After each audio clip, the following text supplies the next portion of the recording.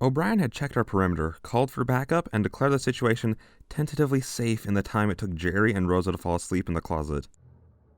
I covered them in packing blankets, then put one around my shoulders and tried to read my book by the candlelight, but the situation was just too distracting to let myself get into it. O'Brien eventually joined us in the small room, reporting that there were no signs of Spencer anywhere, and if it weren't for the fact that somebody had slashed all the tires on her cruiser and Rosa's Volkswagen Beetle, she might have been tempted to believe he was just yanking her cranks. So what's the deal with backup? I whispered to her as she came and sat down on the milk crate next to me. The others were knocked out, and I was just fine letting them sleep off as much of this as they could. O'Brien looked at them while she searched for the words. I don't know what's going on with you crutches, but ever since I was assigned to this job, my life has gotten exponentially weirder with every passing day. Yeah, I said, picking up the edges of my blanket and putting it over her shoulders. She moved in a little closer and whispered, I talked to the sheriff. He's sending a snow truck out here first thing in the morning. I tried to tell him that this needs to be the priority, but evidently this is a snowmageddon, and he can't afford to stretch his precious resources any further tonight. That sounds about right. What about her? I thought you and Jerry pretty much ran this place. I laughed. We don't run anything. She put a warm arm around my shoulder and said, I'm really going to miss you when you die. Thanks, but that's pretty presumptuous of you. So far, I have outlived almost every deputy they send. Rosa shot up, eyes wide open in a look of sheer terror. Hey, I said, did we wake you up? Did you hear that? She said in a voice that did not sound anything like Rosa's voice. A cold shiver ran down my spine. Hear what? He's coming, almost here. When he gets it, we're all over. We can't let him have it. Girl, said O'Brien, you are freaking us out. Who's coming? Spencer? She's dreaming, I said. One of my foster brothers used to do the same thing. Her eyes are open, but she's talking in her sleep. Right then, her eyes rolled way back into their sockets, revealing nothing but veiny white bulges. Did your foster brother do that too? Okay, I admitted. That is different. She slowly began to stand up, clutching the blanket to her chest, and then continued speaking in that same weird voice. Every living being will be transformed into a conduit for agony and suffering if he finds what he's looking for. You will all beg for death, but it will never come. An unfathomable horror from worlds inconceivable is at your gate. Do not open the door. Well, that doesn't make any sense. Is it a gate or a door? Fix your metaphors, creepy nightmare Rosa. O'Brien stood up and looked at me. Should I wake her? Right then, Rosa dropped her blanket, revealing that she was actually floating about 8 or 9 inches off the ground. Oh, we both said at the same time.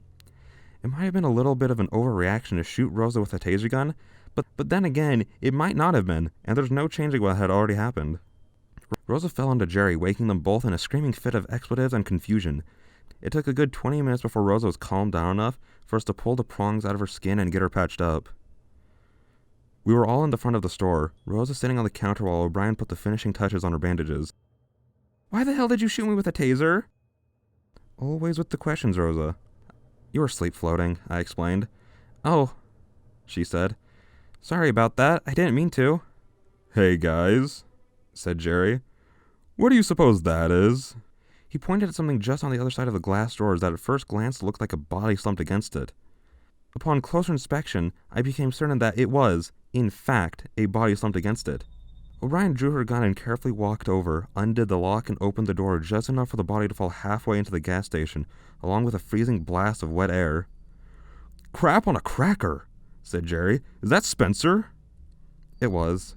He had a busted lip, swollen black eye, and scrapes and bruises covering his face, like he had gone 10 rounds with a dump truck. But O'Brien was smart enough not to let up her guard. She kept one finger on the trigger while she checked for signs of breathing, which, sadly, she found.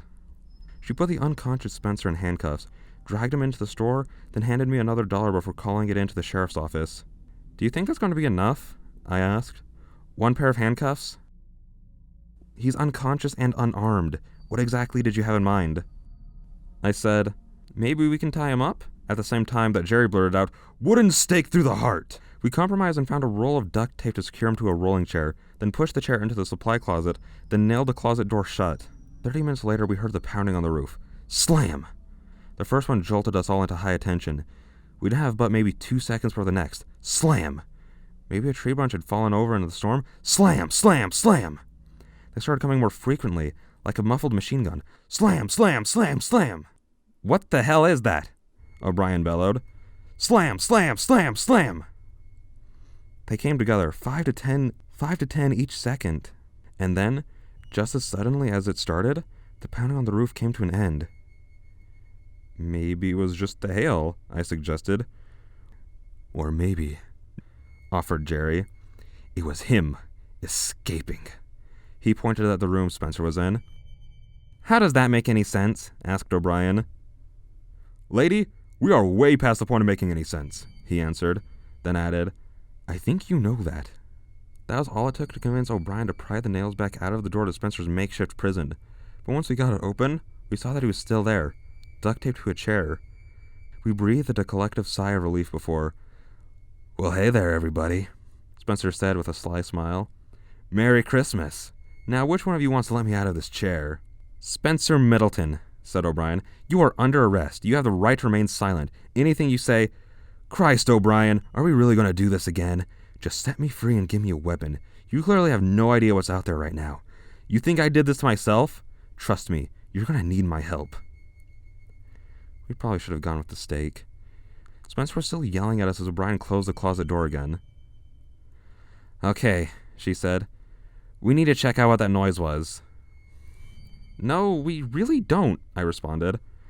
Rosa grabbed me by the arm for some reason, then said to the deputy, You can't leave us alone with that guy. I'll go check out that noise. If I'm not back in 5 minutes, assume the worst. You're not going by yourself, O'Brien snapped. Fine. Fine, he said. Then let's all go together. Rosa squeezed my arm tighter. I'd rather take my chances in here. Okay, said O'Brien near her wit's end. Then we split up. Are you freaking kidding me? I said. Are we really going to Scooby-Doo this? Apparently, we Scooby were, and after a few rounds of discussion, we Scooby-did. It was decided that Jerry and I would go out and check the noise, while O'Brien and Rosa stayed and watched the prisoner. Hey, O'Brien told me just before we left on our wholly unnecessary suicide mission. I can handle Floaty Girl and Duct Tape Boy on my own, but you need to take this just in case. I don't know why people are always trying to give me guns. I'm not a gun guy. The last time I had a gun... You know what? Don't even worry about the last time I had a gun. Plus, I need both hands just to move around. I'll take it, said Jerry. Have you ever fired a gun before? She asked. That depends, he answered. Are you a cop? She let out a defeated sigh and handed him her pistol. Just try not to die, guys, okay? Rosa looked at us nervously and tried to offer some words of support. Be careful. I'd hate for this night to turn into a... What's the opposite of a sausage fest? Jerry answered. A clamboree. Right. I'd hate for this to turn into a clamboree. Jerry led the way with his 2 perfectly functioning legs, pointing the gun and flashlight in front of him, while he kicked a trail through the thick pile of snow that had settled knee-deep outside the gas station. We trudged through the frozen landscape until we were safely under the vehicle overhang next to the fuel pumps. Then he scanned the area with the light, revealing dozens of small holes in the fresh snow, like tiny baseball-sized craters. From here we could see the roof of the gas station, as well as the piles of tiny winged creatures caught up in the gutters and slowly being swallowed by the snow. I dug my own flashlight on my coat pocket and scanned the area under the overhang, finding 6 or 7 dead birds around the edges. It wasn't the first time I had seen this, but it was the first time I know of where it happened right on top of the store. We get strange weather patterns out here, and every once in a blue moon, birds get confused and forget which way is up and fly straight into the ground en masse. Local scientists blame everything from fireworks to pesticides, but officially the cause is unknown. All I know is that it's freaking weird. Hey, check this out. I turned to see that Jerry had plucked one of the creatures out of the snow and was holding it in his hands. Dude, don't touch that! It might have herpes! Check it out, he said as he pulled a long coil of thin copper wire out of the bird's corpse, then held it up for inspection. Unwound, the metal string was about 1.5 feet long. You think he ate this? I shrugged. Times are tough. He threw the bird back into the snow and wiped his hands on his pants. Should we go back inside? Yeah, in just a minute. But first, we need to talk. I really hate this part. Honestly, I'd rather face one of the creatures from the forest than have a serious chat with Jerry. But sometimes, we don't get a choice. Fine, I'll come clean, he said. The mice were mine, but they were dead when I bought them. I was using them for snake food, and I didn't know. The radio! You put it back together? He blinked a couple of times, slowly pulled out a pack of Marlboros, slowly put one in his mouth, slowly lit it and took a drag, then said, "Yeah? So?" I didn't really have anything planned for this part, so I let his question hang in the air for a while. Did it say anything else? Not much, mostly about the snow, and... He trailed off. "And?" I asked. "And it said that Sagoth has risen." He took another drag. "Are you sure he didn't say a savior has risen? Like some kind of Christmas thing?" "He said it like 10 times in a row. Sagoth has risen. Sagoth has risen. You get the point. Sagoth has risen, etc. I thought it was kind of weird because I never heard him repeat anything before." We stood there in silence until he finished his cigarette. Then he looked back up at me. "So ready to go back inside now?" We both did the sneeze at the same time. It came from somewhere down the road leading into the forest, and if I could have jumped, I probably would have. "The hell was that?" Jerry said in a frantic whisper. "It was a sneeze. Where's the gun?" Jerry looked at the ground. I followed his eyes and pointed the flashlight at the blank spot in the snow next to a set of raccoon feet-shaped prints leading off into the forest. I repeated the question slowly. "Jerry, where is the gun?" "I set it down to pick up the dead bird. You don't think Rocco made off with it, do you?" Rocco, our resident mutant trash panda. I highly doubt that Rocco didn't steal it. We both looked at one another with that "what do we do" look. Then Jerry yelled out, "Bless you!" Of all the stupid ways I've imagined dying at the gas station, this was not one of them. "Hello? Is somebody there?" "No," I yelled back. "It sure sounds like somebody to me." The voice was getting closer. I tried to do some quick math. Could I crutch run back to the gas station before the source of that sound reached us? Probably not. A figure started to emerge in the snowstorm. A man-shaped figure.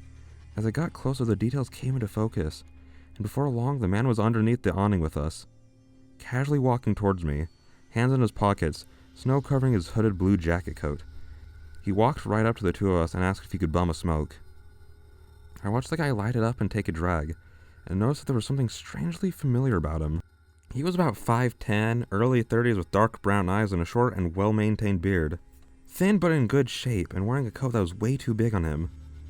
After a few moments, he asked, "You guys know if the gas station is open?" His voice was so tip of my tongue familiar. "There's no power," I answered, "but the phone still works if you pay in advance." "Who are you guys? You part of the emergency service crew or something?" "No," I said. "We work here and got snowed in." "No shit. I was driving through and got stuck. Been away in my car down the road for the last couple of hours, but the engine just died. I thought I was going to freeze to death out here. I'm Donald." He shook our hands and we introduced ourselves, before Jerry finally asked the question that was on my mind since we first saw this guy. "Hey, aren't you Donald Glover?" He laughed. "Yeah, I am." I knew it. We were standing outside talking to the famous actor/director Donald Glover, at my gas station. "Holy shit," I said. "What are you doing here?" "I was just driving through," answered Grammy Award-winning musical performer Donald Glover. "You were just driving through? On Christmas Eve?" I asked. He shrugged. "I got lost." I looked at Jerry, then I looked back at prime-time Emmy awardee Donald Glover, who asked, "So is it cool if I come inside and warm up?" "Of course!" yelled Jerry before handing a spare flashlight to multi-Golden Globe-winning writer/comedian Donald Glover and leading the way back to the store. Once we're inside, we introduced O'Brien and Rosa to 5-time WGA award recipient Donald Glover. I thought it was pretty cool. This was the second most famous person to ever step foot into the store, if that really was Elvis that one time. But the girls were not impressed. In fact, they seemed more concerned that we were returning without O'Brien's pistol. Jerry explained that we were attacked by a herd of ninjas, but O'Brien wasn't buying it. Before I could tell him about the birds, the store phone started ringing again. I was the closest, so I picked up while O'Brien gave Hollywood superstar Donald Glover a packing blanket to wrap up in. "Hello?" The owner of the other voice on the other end let out an annoyed growl and said, "Jack, it's me." "Benjamin?" "How many times have I asked you not to use my name on the phone?" "Sorry." It was Benjamin, the crotchety bearded man that occasionally shows up at the gas station to shoot and blow things up. I would say more, but that's literally everything I know about him. "What's going on over there? I'm looking at weather reports right now, and the gas station looks like someone opened up a portal to the center of the 9th circle of hell." "Yeah," I said. Thanks for checking. By the way, I found your blog online. Oh? What do you think? I think you don't know the difference between a clip and a magazine. From here on out, I would appreciate if you left me out of your little stories. Okay, I will. Are you going to be showing up this time? Negatory. I'm in Greece right now, just looking for a status report. Something beat the shit out of Spencer when we lost power again. By the way, does Sagoth has risen mean anything to you? Sagoth? Yeah, that's the name of a shape-shifting demon. If he's anywhere near your gas station, you boys need to hunker down and pray, because that son of a bitch can look like anyone. He feeds off of pain and leaves his victims stripped of all their skin. Oh, damn, I said. It's a good thing we found Donald Glover when we did. What followed was an agonizingly long pause. Hello? I said. Did I lose you? Who the hell is Donald Glover? You know, the critically acclaimed musical genius. He performed under the pseudonym Childish Gambino. He's a rapper. He raps. Yeah, I bet he's a great kisser too. Jack, did you somehow become dumber since the last time I saw you? What do you mean? Motherfucker, I just Googled him.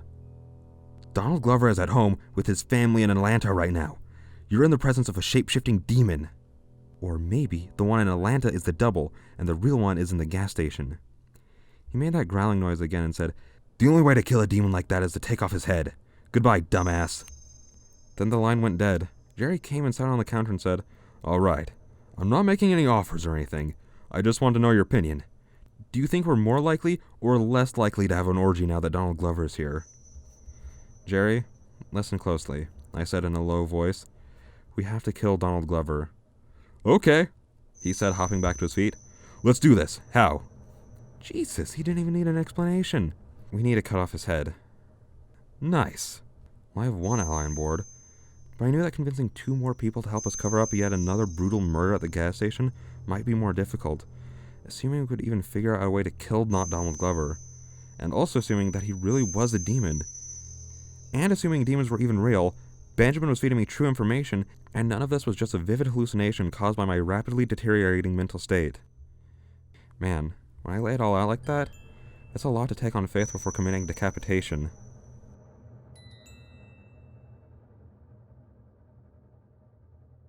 Hey there guys, I just want to let you know that if you enjoyed this story, you should check out the links in the description.